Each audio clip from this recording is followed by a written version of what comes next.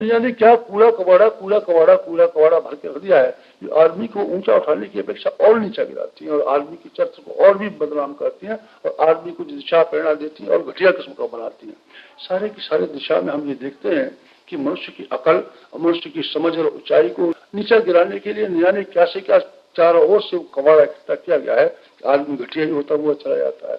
आदमी को घटिया बनाने के लिए उन साधनों की जरूरत है जो कि मनुष्य के विचारों में परिवर्तन लाते हो, ऊंचाई लाते हो, श्रेष्ठता लाते हो, शान लाते हो, इज्जत की भावना लाते हो।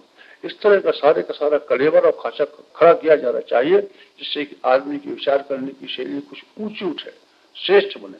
आदमी श्रेष्ठ नागरिक बनेगा तो अपनी राजनीति ठीक हो जाएगी और श्रेष्ठ नागरिक बनेगा अपना व्यापार सही हो जाएगा और श्रेष्ठ नागरिक बनेगा तो आदमी का स्वास्थ्य ठीक हो जाएगा और श्रेष्ठ नागरिक आदमी बनेगा तो अपने कुटुंब और परिवार में बड़े प्यार और इज्जत के साथ शान के साथ रहेगा और आदमी श्रेष्ठ नागरिक बनेगा तो उसके बालक नया कैसे अच्छे हो जाएंगे और श्रेष्ठ नागरिक होगा तो उसके पैसे की आमदनी जो कुछ भी है उसका बेहतरीन इस्तेमाल होगा। व्यक्ति अपने आप में स्वर्ग में रहता हुआ अनुभव करेगा और सारे समाज में शांति आएगी अगर व्यक्ति का स्तर ऊंचा हो जाए तब। इसलिए हमारे लिए सबसे बड़ा काम मानव जाति की सेवा का ये है कि आदमी के विचार करने की शैली को उत्कृष्ट बनाने के लिए बेहतरीन के ढंग के और विचार योजनाबद्ध रूप से काम किए जाए। युग निर्माण योजना यही करती हुई चली आ रही है। उसका पहला कदम यह है कि मनुष्य की सोचने की शैली में आमूलचूल परिवर्तन कर दिया जाए। पिछले 1000 वर्ष ऐसे भयंकर समय गया है, इसमें सामंतवाद से लेकर के पंडावाद तक हमारे धर्म के ऊपर पंडावाद छाया रहा। उसने ये कोशिश की कि आदमी को बौद्धिक दृष्टि से गुलाम बना दिया जाए ताकि उसके चंगुल में फंसे हुए लोग जिसको चेले कहते हैं, भगत कहते हैं, धर्म प्रेमी कहते हैं, इनकी बुरी तरीके से हजामत बनाई जाती है, रह सके और उनको उल्लू बनाया जा सके। बौद्धिक क्षेत्र में एक और हमारा पंडावाद हावी रहा जिसने कि मनुष्य की कोई सेवा नहीं की। धर्म के नाम पर, अध्यात्म के नाम पर, तीर्थ यात्रा के नाम पर, पूजा पाठ के नाम पर आदमी को राई भर भी नहीं उठाया गया, बल्कि सही बात यह है कि और भी इमोरल और भी अनैतिक बना दिया गया और आदमी मूर्खतावादी और अंधविश्वासी बना दिया गया। पंडावाद के द्वारा इस समाज की बहुत हानि हुई है। इसी प्रकार जैसे पंडावाद के द्वारा विचार के क्षेत्र में हानि हुई है उस तरीके से राज सत्ता जिन लोगों के हाथ में रही उनको हम सामंत कहते हैं, उनको हम राजा कहते हैं और उनको हम डाकू कहते हैं।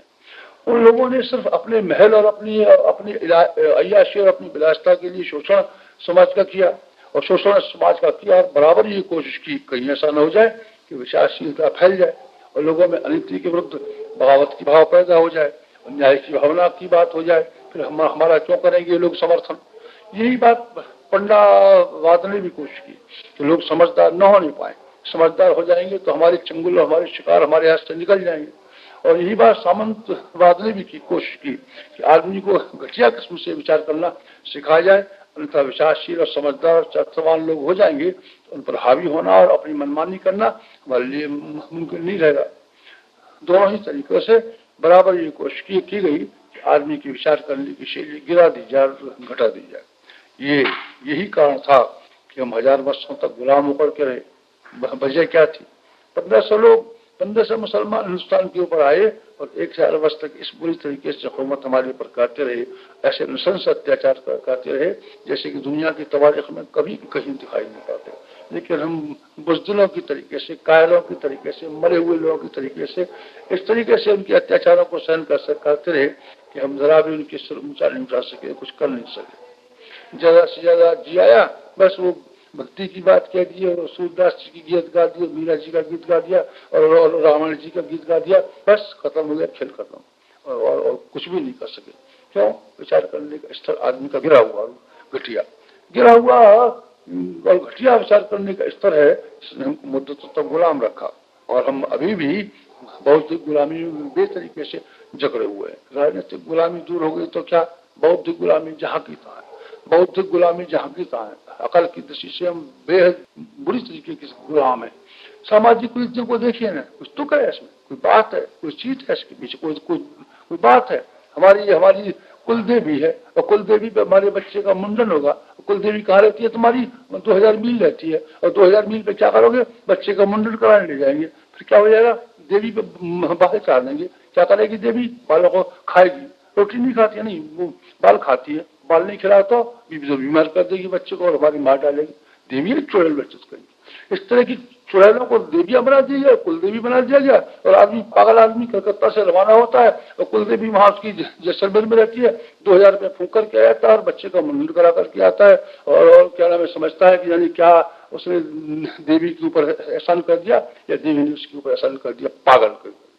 इस तरीके से पागलों से सारा समाज भरा हुआ पड़ा है। हम बौद्धिक दृष्टि से गुलाम है और हमारी सामाजिक कुरीतियां कैसी बेहुदा कुरीतियां हैं, हमारा सारा पैसा खा जाती है, अकल खा जाती है, जाने क्या से क्या खा जाती हैं।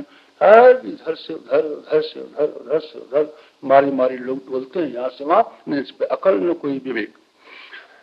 हम देखते हैं कि बौद्धिक दृष्टि से किस तरीके से गुलाम हमारी है। जन्म पत्रियों की बात को ले लीजिए ना, एक जन्म पत्री का जंजाल ऐसा खड़ा हो गया है कि लाखों आदमी उसी से उल्लू बने भरते हैं। मंगल आ गया, राहु आ गया, चंद्रमा आ गया, शुक्र आ गया, चंद्रमा इन्हीं के ऊपर आ गया है। ये कुमार और ये राजा साहब बैठे हुए, चंद्रमा जी इन्हीं के पीछे पीछे फिरेंगे। चंद्रमा के पास कुछ काम ही नहीं है, इन्हीं को मारेंगे, इन्हीं को दया करेंगे, इन्हीं पे लक्ष्मी बरसाएंगे, इन्हीं को हानि पहुंचाएंगे। ये जो रह गए हैं नवाब करेंगे, चंद्रमा जी इन्हीं के पीछे पड़ेंगे, बेवकूफ करेंगे। इस तरीके से बेकरी और बेवकूफी का कोई अंत है क्या? कुछ अंत नहीं है। इसी तरीके से नैतिक चीजों के बारे में कुछ बेकरी का अंत है क्या? सामाजिक कुरीतियों को कहाँ तक वर्णन किया जाए, और सामाजिक कुरीतियों को वर्णन नहीं करता। हमें नैतिकता का मूल्य, नैतिकता के मूल्य के बारे में भी आदमी इस बुरी तरीके से पिछड़ता चला गया कि आदमी के जीवन में जाने कैसे ये विश्वास जम गया है कि हम अगर बेईमान होकर के जिएंगे तो मालदार हो जाएंगे, काम चोरी करेंगे तो हमारी तरक्की हो जाएगी, हम ये करेंगे तो हमारा ये हो जाएगा।